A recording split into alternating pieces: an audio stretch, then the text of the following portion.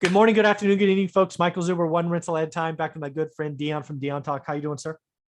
Howdy, Mike. Doing great. Ready for round two. Hey, so I just saw a video of you interviewing someone who's been remarkably successful with BRRRR, and I'm like, oh my God, Dion's going to go after doing some BRRRR projects. Maybe, maybe not, but I thought I would hear, summarize what that video and interview was like, and they can go to your channel to see the full one. And then I want to talk about you doing some BRRRR projects, maybe. Sure. Someday I probably will do a BRRRR method, but not today. Not today. Not today. It actually was a video I wanted to do for a few reasons. First, Reba is a new investor who first got her first property in 2020. So in the middle of the pandemic, brand new investor. In her second rental property now, about to start her third project. And she's doing a live-in BRRRR. So she's living there while the BRRRR is happening. Oh, wow. And her spouse is not as on board with real estate as she is. So really, she's the investor that was doing this. And the interview is great. She works on hair and makeup in Southern California. So her business is very glamorous, I think. And she's talking about crawling under a sink with her 16-year-old son, holding a phone, watching YouTube videos so she could change the sink out, Nice. which was brilliant. And it's very effective. It's a way to create equity into a property. It's a way to recycle capital, which we're going to be talking about later on my channel. And it goes against advice that I sometimes give. I think that you and some other investors that I like to kind of emulate did it the way that I would prefer to. When I'm starting out, the last thing I want to do is start with a BRRRR or a flip, because people say I want to do this because it doesn't take a lot of money and you can reuse your money. But there's a lot of ways to make a mistake if you get the after repair value wrong. If you underestimate the amount of time needed for the rehab or the money needed for the rehab, or a pandemic happens and materials triple in value. All of these things, when you don't have the cash flow to handle the mistakes that you're probably going to make because you're so new. So what I usually suggest is get into buy and hold rentals, get some cash flow, maybe house hack, add one or two over the next couple of years, learn what a property purchase goes like, learn how to find contractors, find a lease, enforce a lease, find a tenant, screen a tenant, get all the basics down, and then do a BRRRR. Yeah.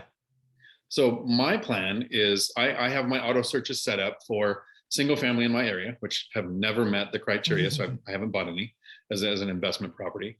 And my small multifamily auto searches set up for, which I keep finding places to buy.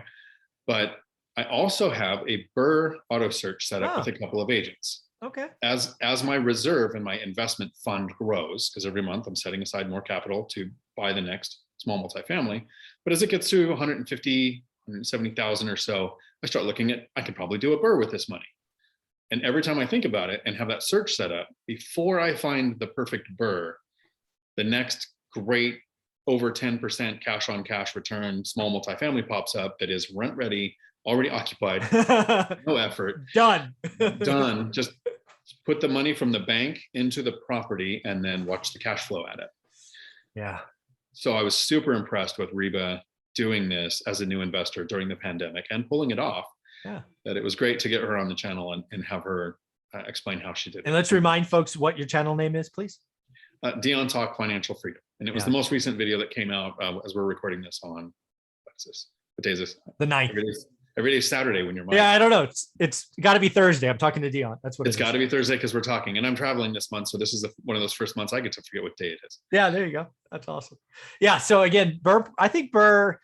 Here's my thought on BRRRR. So first and foremost, I was actually a featured blog post person on Bigger Pockets in like 07, 08, right? Weekly posts. Brandon Turner, I think, wasn't even full time with the company yet. He was helping Josh Dorkin at the time, and then he comes over and starts managing the blogs. I remember vividly having a conversation with him.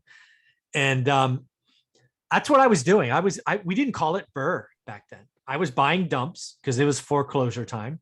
I was buying them with hard money, fixing them up, renting them out. And then I was getting private money on the other side, right? Long-term private money.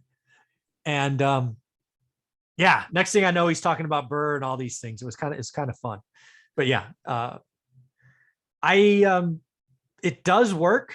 I think the way it's positioned today is a disservice to new investors. I'm glad it worked out for her. I think the storyline of BRRRR is it's easy. you need no money. And yeah, I guess it's easy again. And I don't think any of those are true. No, and there's so many ways that you can mess up with the BRRRR strategy that you really delay by years more activity that you can do with real estate.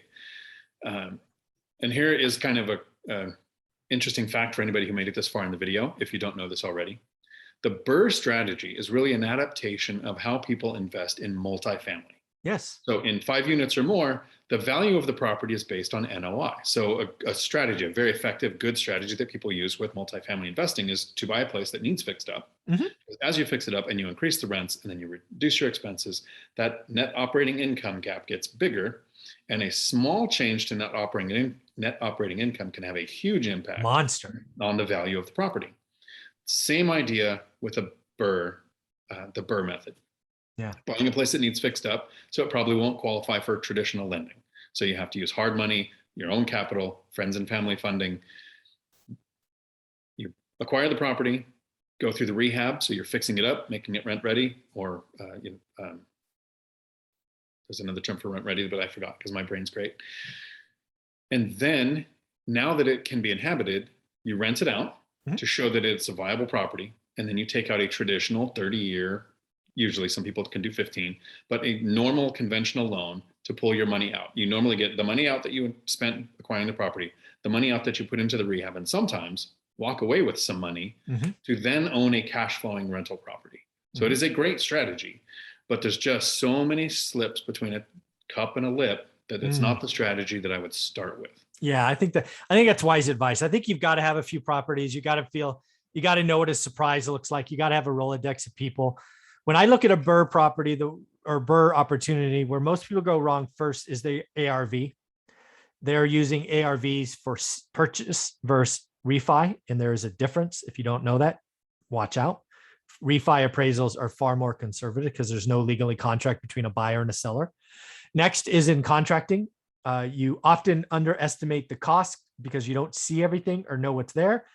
Second, the contractors. Right. It's just so many ways you can make mistakes. And I think your advice right up front is dead on.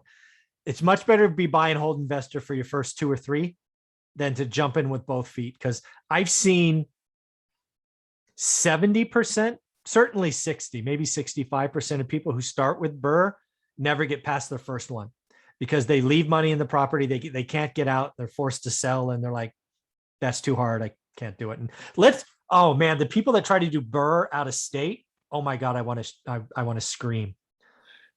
But their cousin did it one time successfully, so anybody can do it. The thing that Reba did that was really cool, and actually another thing that impressed me, is investors understand after you've been doing it for a while that contractors take a concept that sales reps use, the sunk cost idea.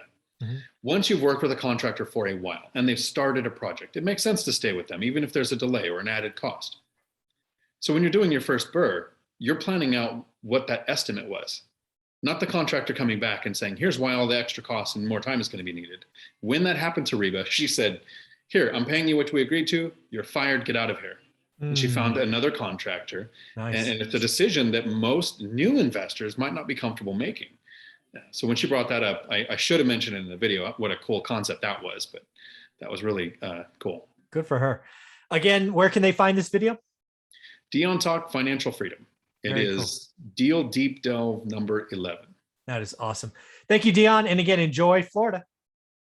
Thanks, Mike.